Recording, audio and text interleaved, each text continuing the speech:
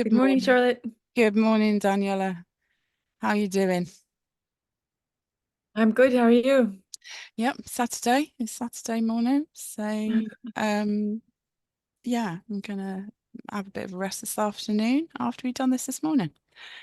Um, what's our topic today? Our topic today is the structure of the apprenticeship. So, how is it built up? What do we learn? Like, what's the concept? Ah, So, should we start with okay. that? Yes, yeah, okay. We'll get straight into it. Um, Mhm. right. I think we've touched on the origins of this work previously, but I'll just do a brief recap. This is based around Peruvian teachings. The way that we offer the program is based upon Peruvian teachings, as in it's the traditional teachings and the rites are gifted in the traditional way, but we're delivering in a way that is most appropriate for Western people. Um, the things that we have to contend with in daily life are not the same, clearly, as the ancients. And I found over the last 15 or 16 years that if it's not integrated into a Western way of life, people tend to keep things separate. So it becomes a little bit like I Yeah, work Monday to Friday and I go to shaman church on a Sunday, which isn't really the point because yeah, it's a way of life. yeah. So it's not that we've watered down or um, even changed it in a way. It's just the delivery and the integration is easier with the more westernized model. Does that make sense? Mhm. Yeah, yeah, I think that Yeah, makes that sense. makes total sense. Okay, so we're good. If we talk about the And four then, direct, sorry, go on, go on. can you say how it's built up, or how it's like, how is it shaped, the apprenticeship? What's the structure underneath it? Okay, Like, okay, where do you begin and how does it end? okay. So it's based on the four directions, like many other traditions across the world. Um, the winds of the south, the winds of the west, the winds of the north, and the winds of the east. We start at the south, because at its core, it's a southern hemisphere tradition, which is interesting, um, because the prophecies say that the new shaman will come from the west. So we're taking what's in the southern hemisphere, bringing it to the northern hemisphere, which again fits with the prophecy of Pachacuti, which we can talk more about another time. But the prophecies of Pachacuti is with the coming of the new age, the world will be turned the right way up. So unintentionally, we're working in line with those teachings.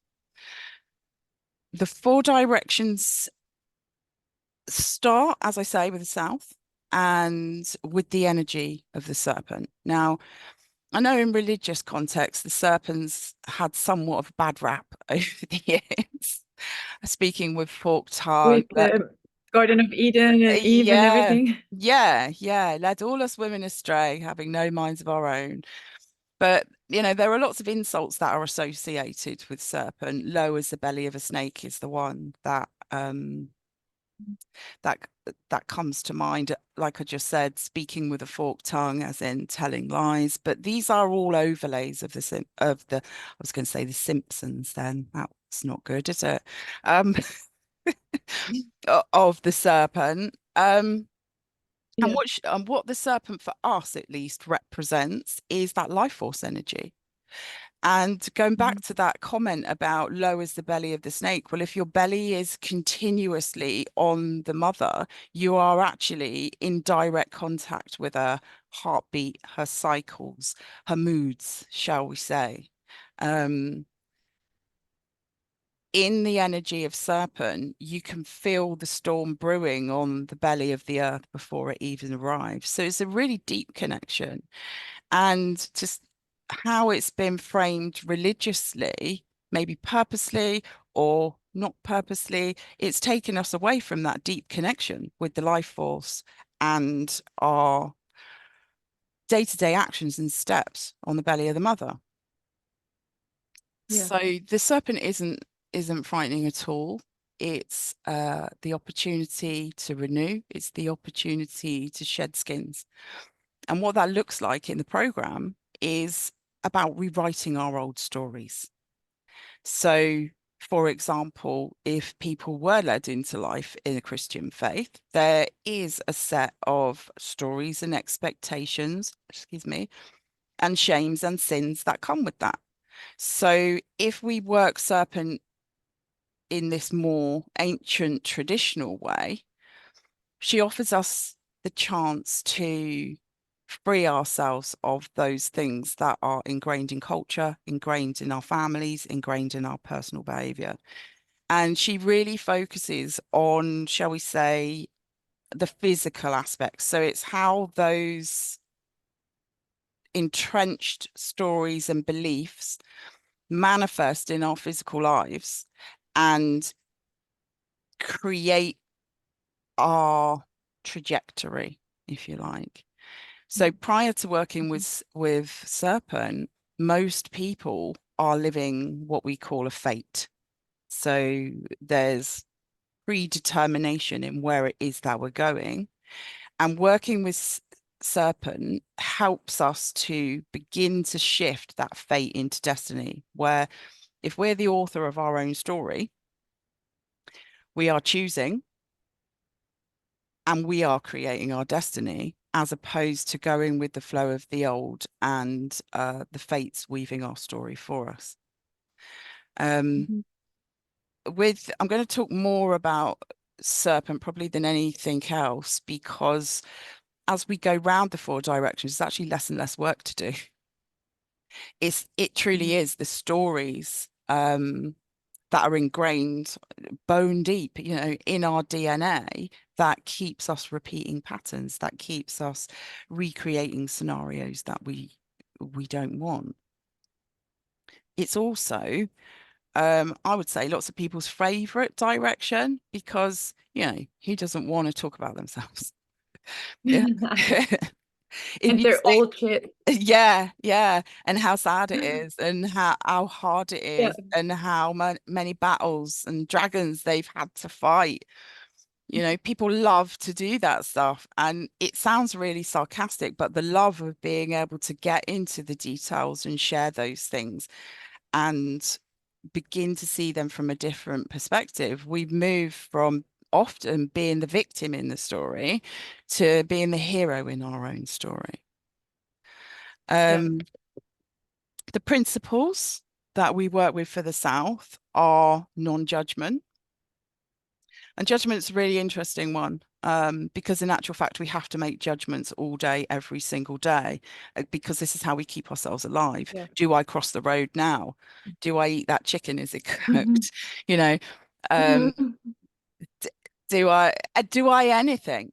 All of those things are assessing our physical environment. So we have to make judgments as to what's wrong for ourselves and what's right for ourselves. Yet mainstream or modern mind, body, spirit, spirituality says it's all not, we don't judge. Well, that's bullshit. We have to make judgments. Yeah. It's not judging ourselves harshly, and stepping back one pace to observe what is judged within ourselves and to observe what we judge in others. So Yeah, and for me it's also about understanding what's actually going on exactly. Yeah. instead of being like, oh, you're bad, you're good, you did this, so you're bad. Just Yeah. like going, Yeah. what Exactly. is really happening here? Yeah. And then usually the judgment kind of like dissolves and what comes is discernment. Indeed, indeed. It's giving that space to stand back and really watch what is happening. Mhm. Yeah. Yeah. So it's non-judgment of self and others. Non-attachment is the next principle that we work with, which can be easier said than done. Heartstrings and loves and relationships and losses are some enormous hurdles to overcome in a person's life. But it's not that we're aloof and cold and not paying attention or somewhere else. It's about not being attached to the outcome of a situation. So you can care a great deal, you can have really strong connections, but have open hands, open heart as to where it all Mhm. goes. Yeah. I mean, that's just on the Mhm. emotional side. Um, there's also the non-attachment to objects, like I need to own that house. Mhm. Well, how in Serpent, how we would focus at those things is, what is the story about the house? What is it that you really want to feel? What is it that brings you joy and comfort? It doesn't Yeah. necessarily have to be attached to an idea that you're transfixed on, if you like, because again, no Yeah. flow. Um, the third one is non-suffering. Uh, and this, I love it. you love it. You love it. It's a button pusher, though, wouldn't you agree? Yeah. Yeah, because I feel it Totally. in Yeah. the Yeah. in the main, the belief, the collective belief is that suffering is nothing to do with us. We suffer because of the situation that we find ourselves in. Or on the other Yeah. extreme end, that suffering brings us closer to God. Like, Mhm. Or so, to love, yeah, yeah. But it can be viewed as sacrifice. that's the word. Yeah, it can be viewed Yeah. as sacrifice. Yeah. A very pious view, in my opinion, to suffering. But it's about, in this work at least, it's about choosing. Yeah. Yeah, choosing to step out of victimhood and Mhm. martyrdom. Mhm. As though our stories are more valid if we do it like this. Yeah. Which again, Exactly. which again sounds like I'm mocking. I'm not mocking. It's undermining as far as authoring our own story, healing, Mhm. embodying our own medicine, and taking Mhm. forward the shamanic teachings. Mhm. Okay. Yeah. And the last principle of the South is walking in beauty. And firstly, that's about focusing, or not even focusing, is noticing beauty where there firstly appears to be none. Mhm. So, Which really is go on. connected to also no suffering, I think. Yes, yeah, most definitely, most definitely. Um, it's also recognizing that things aren't necessarily as they first appear, Yeah. and about being real. Mhm. And I think this is what Serpent, the biggest gift for Serpent, is we can become Mhm. so enmeshed, embroiled in the stories of who we were before. Mhm. And we act this way because these have been my experiences, that we stay in that loop of fate, Yeah. unable Mhm. to break free, shed the skins, and manifest our destiny, really. Mhm. I keep mentioning destiny, so it's worth speaking a little bit about it. In this tradition, it's not about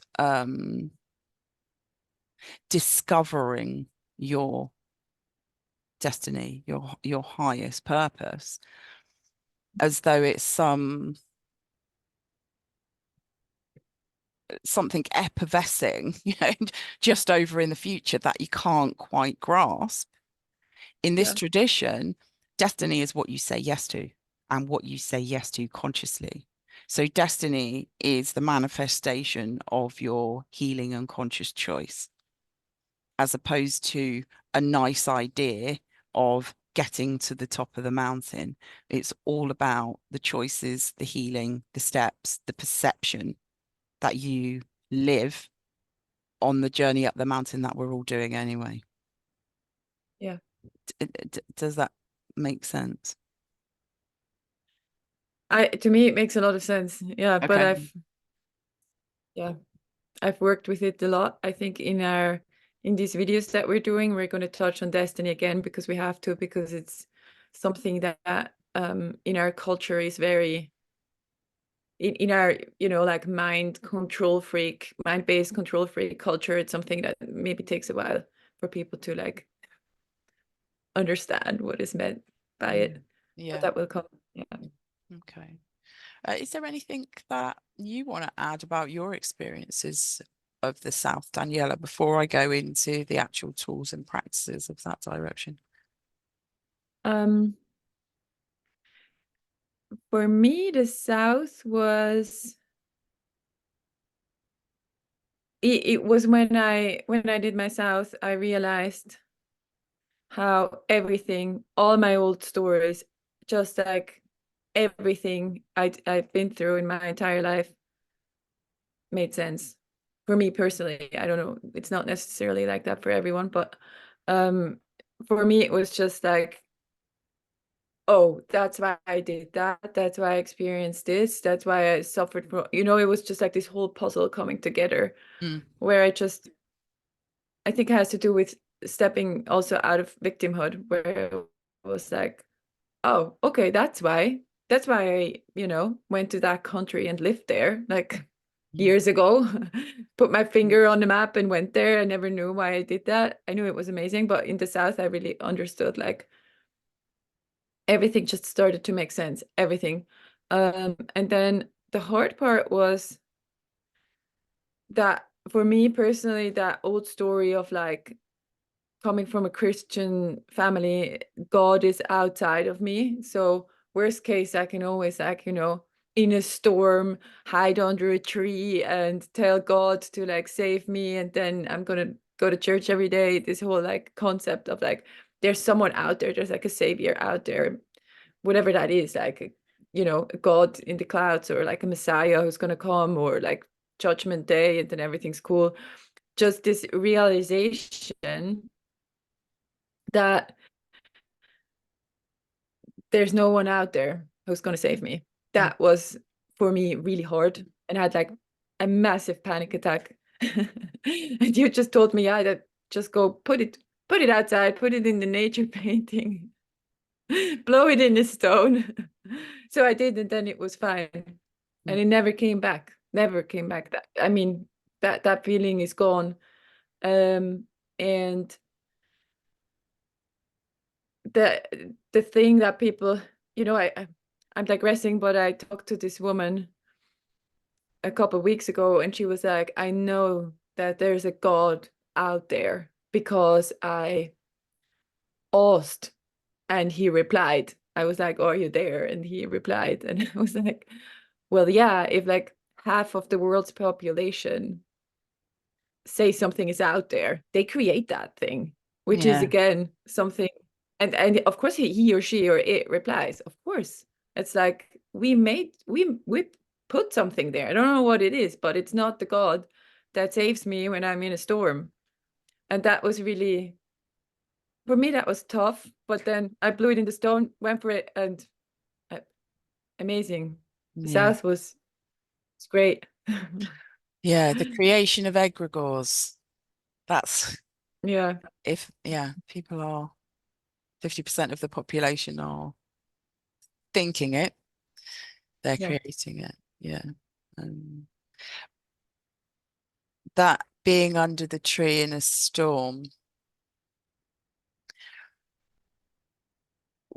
and making bargains with unseen energies. Hmm.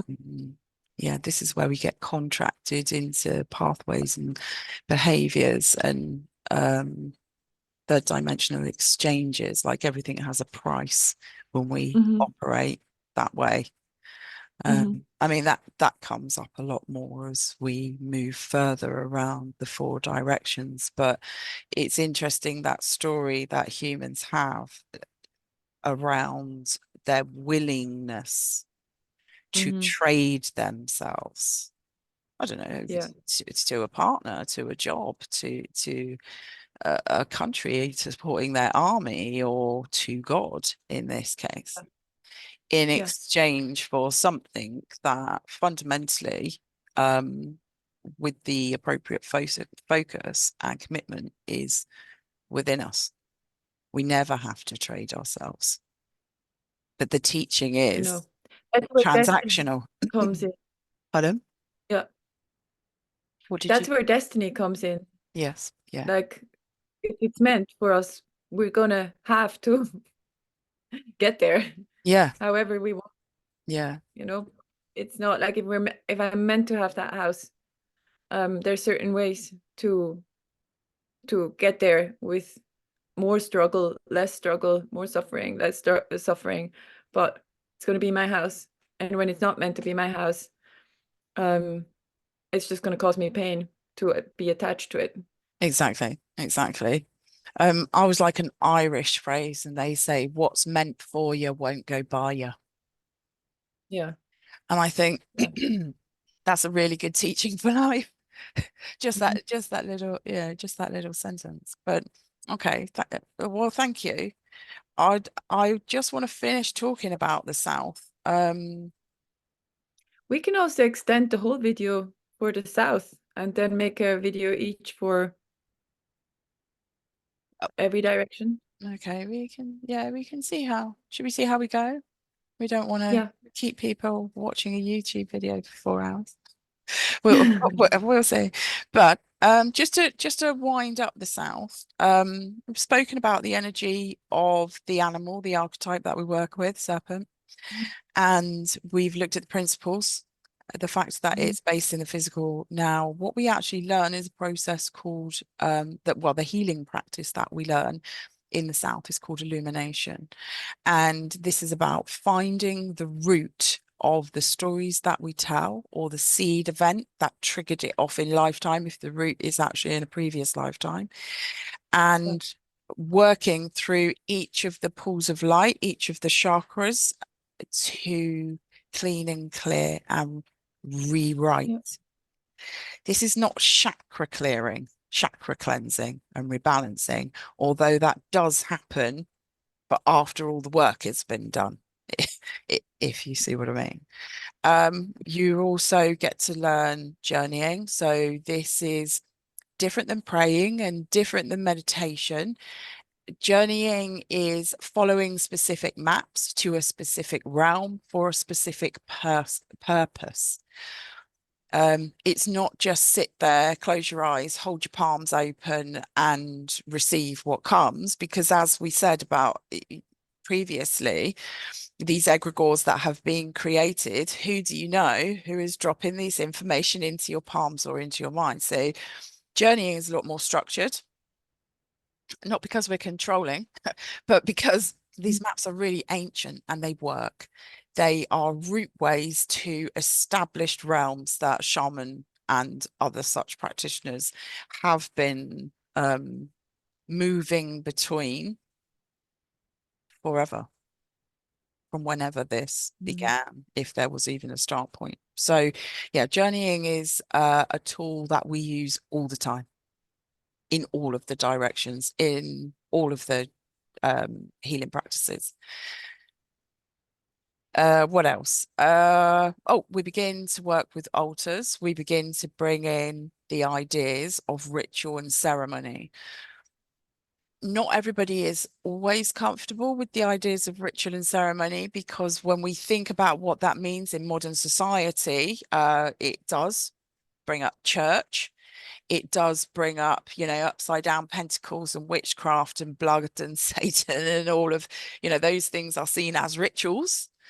Yeah. Um, but the ceremonial space is where we as shaman bring into the physical that which is existing on the energetics. So our healed Mhm. pieces, our wishes, our Mhm. our golden threads, the answers to follow our destiny. Yeah. In a way, it's similar to working with, say, tarot cards or runes or something like that, because those practices, including altars, offer a focus. There's a lot of distractions in the world. We need a strong focus. The difference is with working an altar shamanically is you receive the answers as opposed to the tarot saying this is your answer and the rune saying this is your answer. Excuse me, which isn't to say those ways of working aren't helpful. They are. That's just not how altars work for us Mhm. shamanically. Mhm. It's also the place of honoring what is. Mhm. When we get into healing, um, people just want to know about the healed piece. How do I let go of this? Why has this come round again? Why can't I shake it? So what we do with altars is honor what is, because if a wound or a difficulty is not fully acknowledged, why is it going to move anywhere? Mhm. The reason it's existed for so long is because it's not been attended to appropriately. Mhm. So altars help us to focus. They help us to honor what is. And this is really the beginning of the shamanic healing journey. Mhm. The other tools that we focus on in the south are fire. This is the path of fire. We use the element of fire. It's the quickest of the transformational elements. If you bury something in the earth, it will rot down eventually, but it takes a long time. Mhm. If you put something in the river, it will flow. It will move, assuming that you've got flow in the river, of course. But it can be a very long-winded, drawn-out, emotional process. If we cast things to the air, who knows? Our thoughts and our feelings and our what we're putting out there can be carried anywhere for any length of time. Whereas working with fire, it's grounded, it's focused, it's direct. You work to make it sacred, and you know what your intention is with what you're putting into those flames. And it just happens so quickly, producing you nutritious ash from which to, well, move on to your west, really. Yeah. Um, is there anything I've forgotten that you learned in the South? Uh, Because this is obviously a whole year's program that I'm going to look to explain in quite a short period of time. um, yeah, it's important to say that's 5 days that we're Yeah.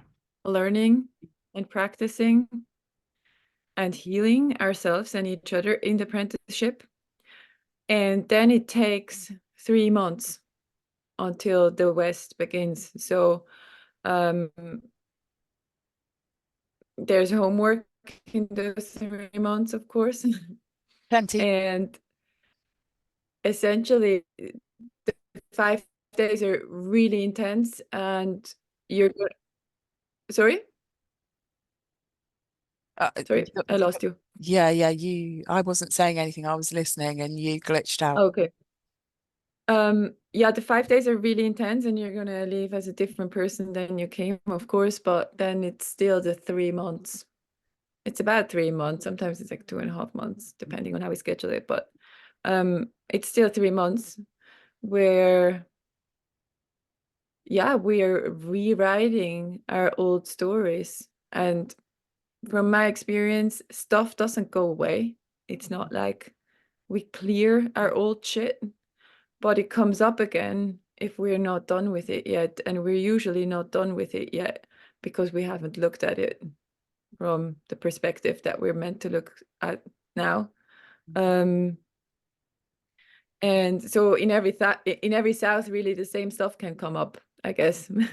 Yeah, yeah, If we're meant to look at that, like childhood stories, it can be like the sacrifice in childhood can come up again and again and again, and we see it from a different perspective and a different perspective. And so just talking about what we learn, um, I think a part of the practices and the tools, it's important to mention that these 3 months is also we're also going to work and learn stuff.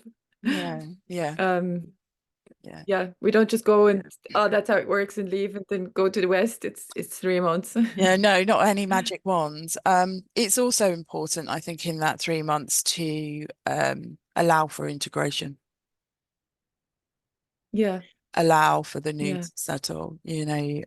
Personally, and other people who have gone through this process have had some deeply profound realizations in the South Mhm. about how they viewed themselves and how their entire lives have been.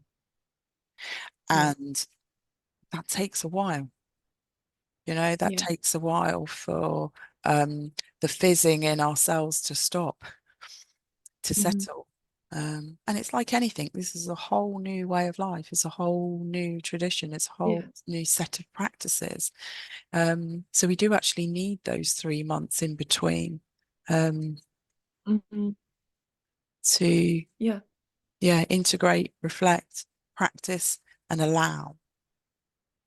Mhm. Um, in preparation for the next direction, which is the West. And it's like you say, sometimes when we go back to the South each time, it's a similar story. Well, that's often because the South is only the first of four directions. When you work the same story through the West, which is shadow, and through the North, which is the mythic, and through the East, which is the death and rebirth and energetic, that's how we shift our story Mhm. over a period of time. Um, Yeah.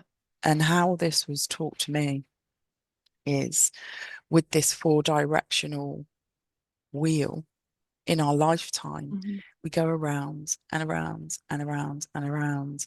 Um, and it's not in a fruitless way of you're going round in circles doing the same thing. Mhm. You're going around and around and as a spiral. And each time you're Yeah. moving to the center. So um, I don't do this, but if there was something really pressing, I could choose to do the South for a week, the West for a week, the North for a week, the East for a week. So Yeah. I can process something really quite life-changing in a short space of time because I'm sending it through the different levels of perception. Um, Again and again and again, because life is cyclical. Mhm. I will say it gets easier. Mhm. It's so much less dramatic. Yeah. Results appear quicker, and it's almost no big deal. It's so Mhm. natural to shift from one to the next, to be presented with the house you're supposed to have as opposed to the house that you've been overly focusing on. Life actually just becomes so much more peaceful and simple. Um, how long have we been Oh yeah, and speaking? we what we also learned in the South is um breath work. There's breath work. Oh, that was the last thing on my list. Yeah. Oh, Yeah. okay. Yeah. I'd Uh, forgotten to say it. So yeah, nice job. and the somatic tracking is also like with movement and everything, Yes. because I think sometimes people don't understand. They're like shamanism and everything, the churning thing. Okay, so you go into the unseen realm, you close your eyes, you're gone, you fall into trance, whatever. But the way we work is very physical. We're in it, we have to be in our bodies. We have to like bring the thing, the new story into the body. It has to do with movement, Yeah. and breath. It's not just like we don't close our eyes and space out. No. It's here. Yeah, we don't imagine it into being. No, no, Excuse me. no. Dealing with a slight sore throat. Yeah, and serpent is the physical. It Yeah. is about dealing with physical life and things as being as they appear. Um, Mhm. just as a closing point, if you were led on the ground as serpent, that's the point of view that we're taking. Yeah. There's something in the way, we go round it. There's something where we can get shelter, we go underneath it. It is primal. Mhm. Um, and movement, dance, Mhm. if you will. Yeah, it is required for the body to understand the new story. Yeah.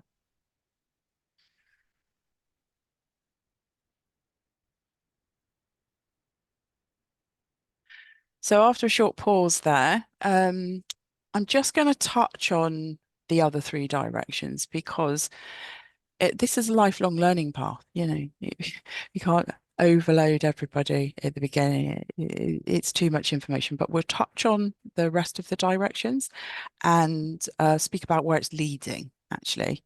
Yeah. So after we've worked in the south, we move to the west. Now, the west is occupied by the energy and the archetype of Jaguar. And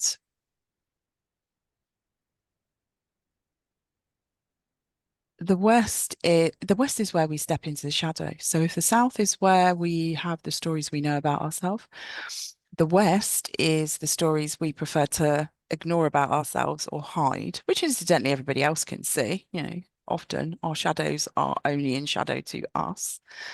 But it's also the direction of the famed shamanic extraction, where we're taking energies out of, excuse me, computers tinkling there in the background. I don't know if you hear that. Yeah, the famed shamanic extraction, which is drawing the energies or spirits or attachments out of the field. We Yeah. work with ancestors, and the main the main tool with Jaguar is tracking. So she teaches us to walk through the worlds, to walk through people's chakras, to walk through all the different energy levels to really discover what is driving those stories that we spoke about in the South. When people hear shadow work, you know, some people run for the hills, and I understand why, because it's facing those bits that we've hidden.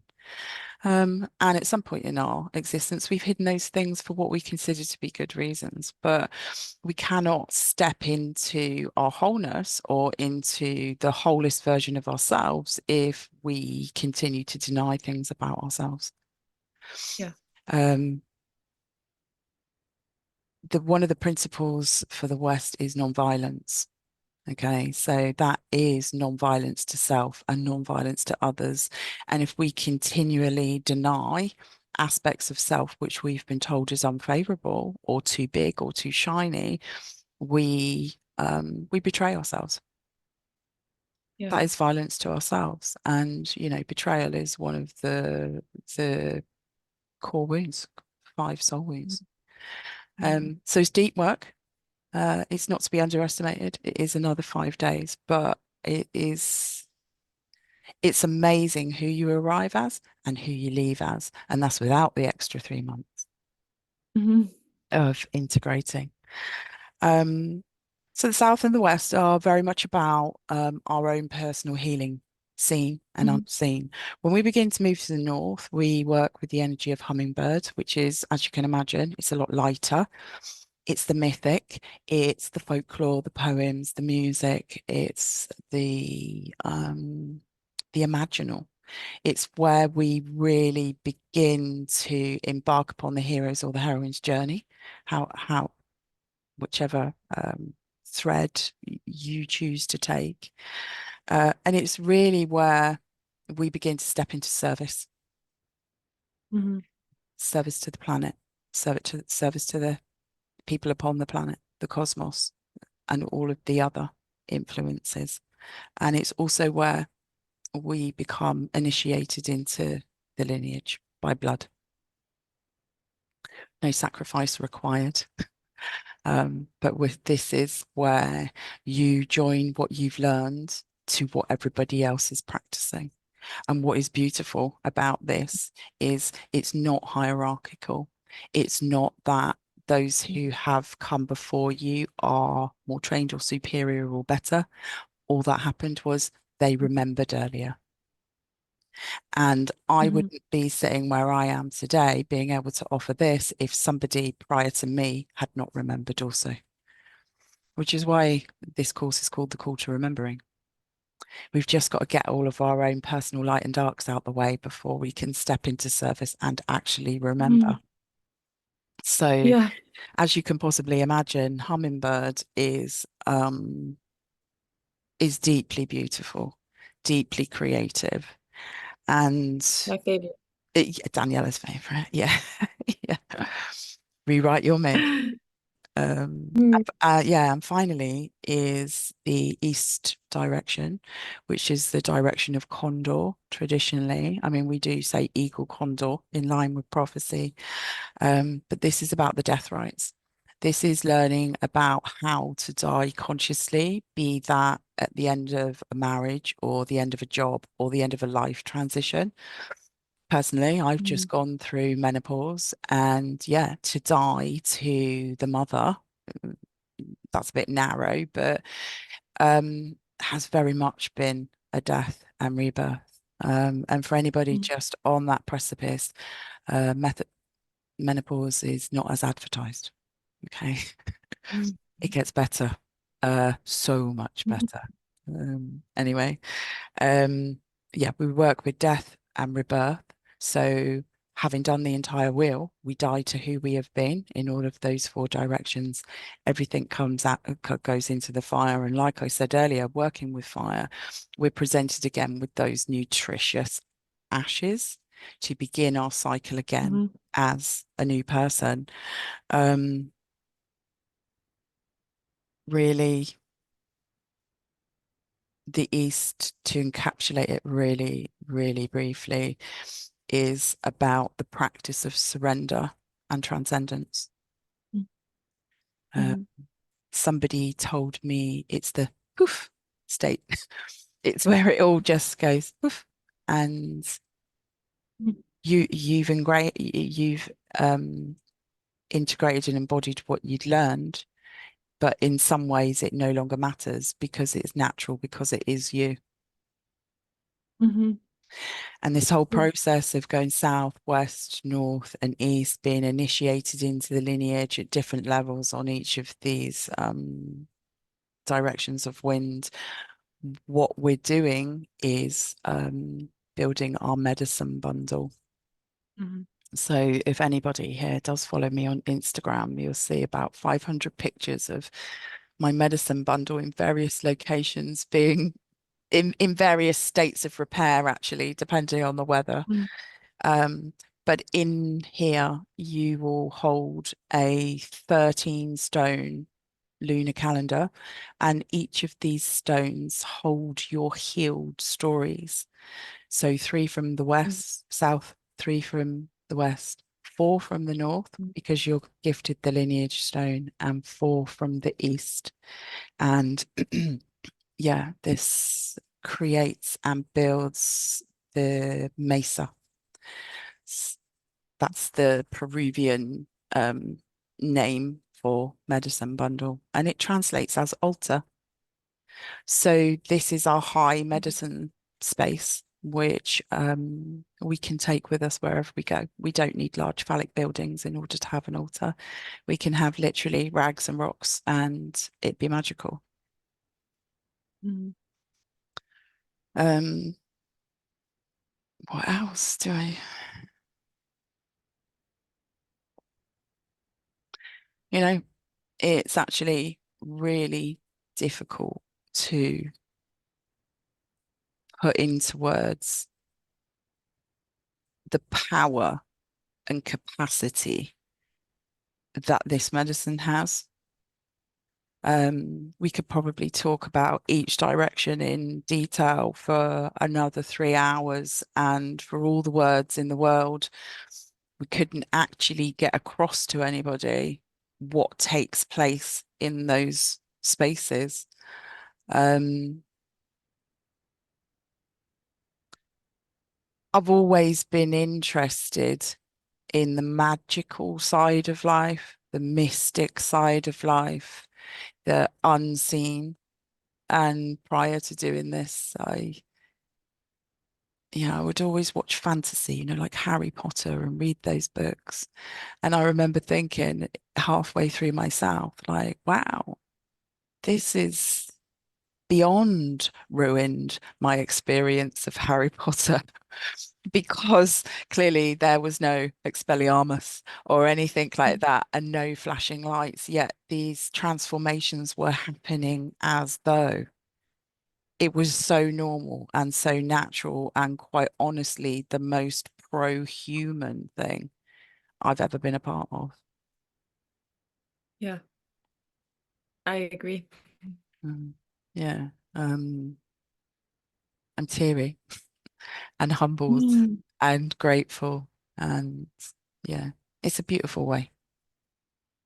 Yeah, But like most things in life, we don't know until we know. We know through experience. yeah, exactly. Is Maybe I think we've covered everything. What I would like to touch on is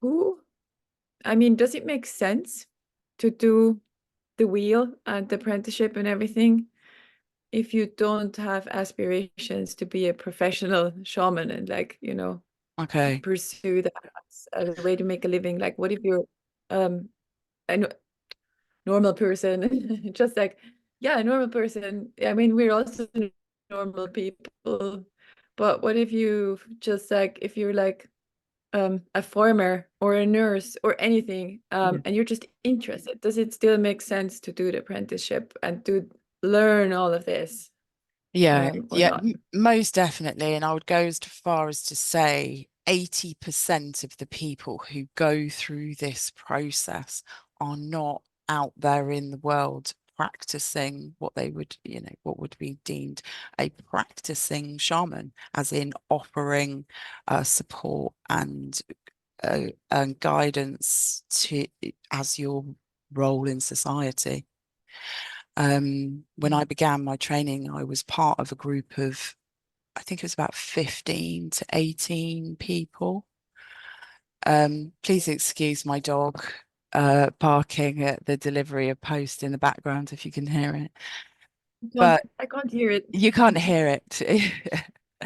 um, there's only two of us that actually are um, having this as our full-time role in society. But other people I speak Mm. to have integrated it into so many other things. And it's funny you should ask this question, because I was thinking the other day, how do the four directions integrate into modern day business models? So you think about all Mm. of the ineffective ways that business is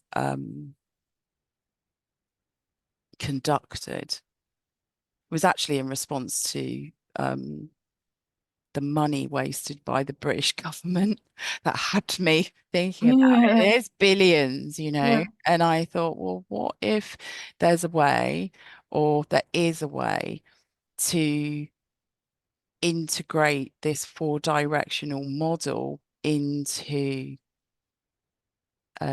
business at any and all level?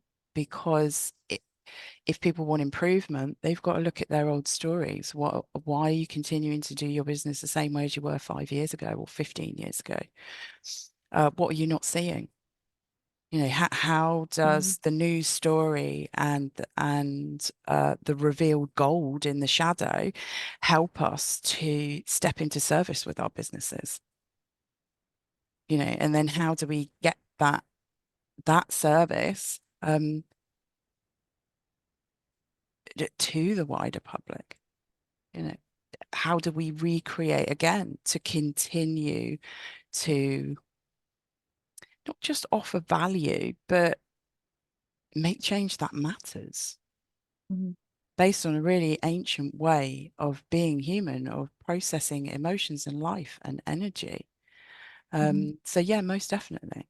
Most Mhm. definitely. And you may not be a business owner, you may not be in business, but what about if you process your relationships through serpent, jaguar, hummingbird, eagle?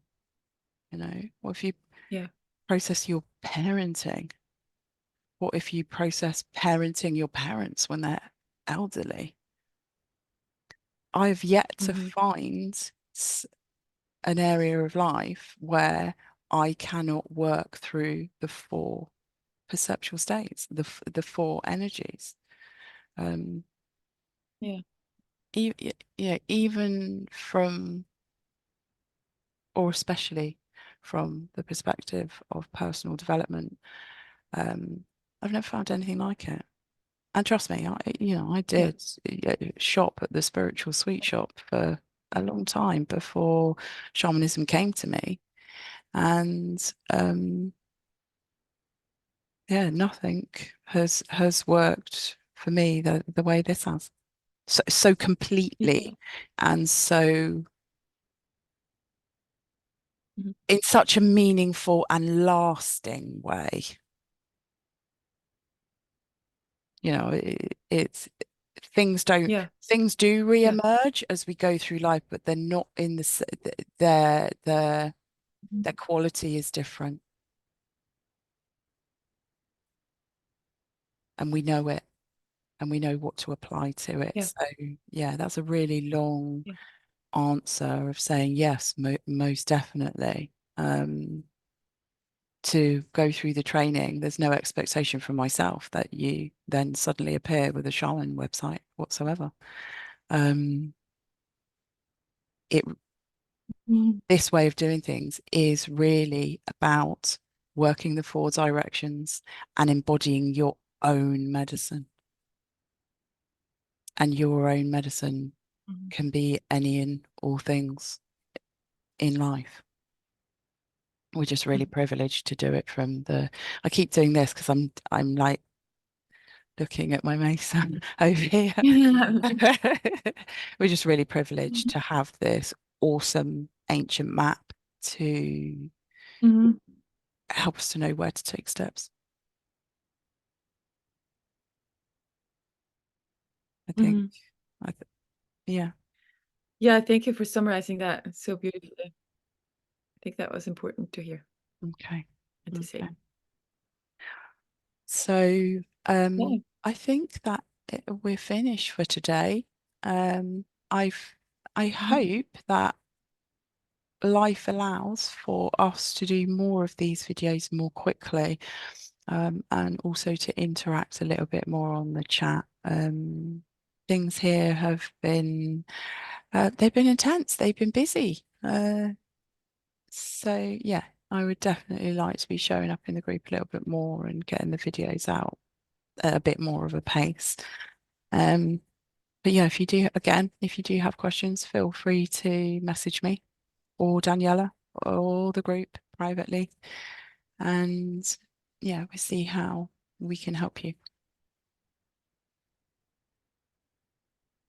Indeed. Yeah, thank you for watching, for listening, everyone, and for allowing us to just share all this amazing magic. And we'll see you next time. Okay. Bye for now.